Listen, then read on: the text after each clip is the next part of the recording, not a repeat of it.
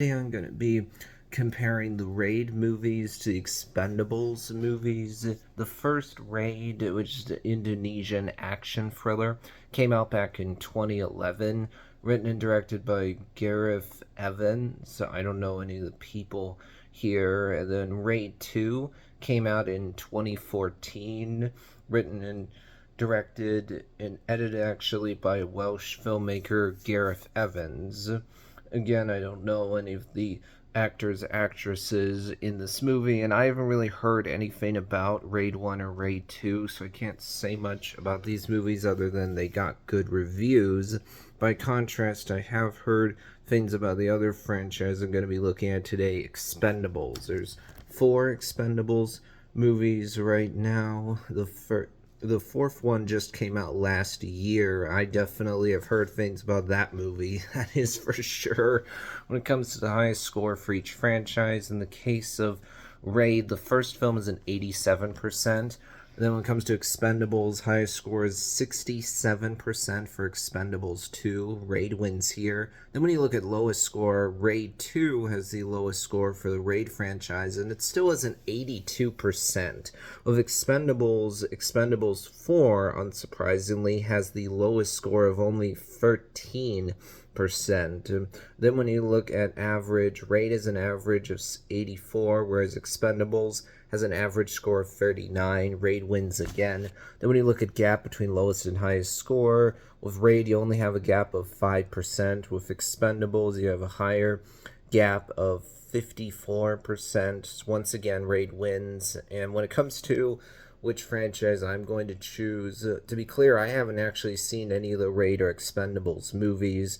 I'm easily going to choose Raid. When it comes to Expendables, yikes, I do not know what the filmmakers are thinking with Expendables 4, because that was a spectacular failure. And it's so funny to me, because it's like, guys, it should not be hard to just put action stars together and create a fun, old school action movie. The kind of movie that we certainly don't get as much anymore as we used to. If you think about it, back in the 90s, straightforward action movies were a big deal. Now, it's definitely not as prolific anymore. You have Equalizer, John Wick, few things like that, but it's certainly not the same thing. Expendables 4, wow, I don't know what the filmmakers are thinking here. They literally missed the whole point of Expendables by having everything be green screen. That goes against the whole premise of Expendables. Good old-fashioned practical effects driven action. And also, man, what's going on here? With the budget that Expendables 4 has, it makes no sense at all that the visuals are as bad as they are. Just one of those things where you watch the movie and you're like, guys, where did the money go? Is this some kind of money laundering scheme? What happened here? It's just laughable how bad VFX are.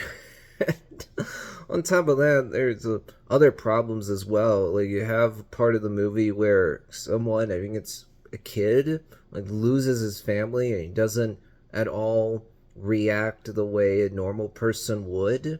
So it seems to me like there's moments in the movie that should be dramatic, but they're undercut with humor. Man, Expendables 4 really just killed interest in the Expendables franchise, I would say. I mean, the last movie, Expendables 3, already only had a 32% of Rotten Tomatoes, which is already bad. But then with Expendables 4, it's even worse. The difference here is that with Expendables, there actually are people in the cast I'm familiar with.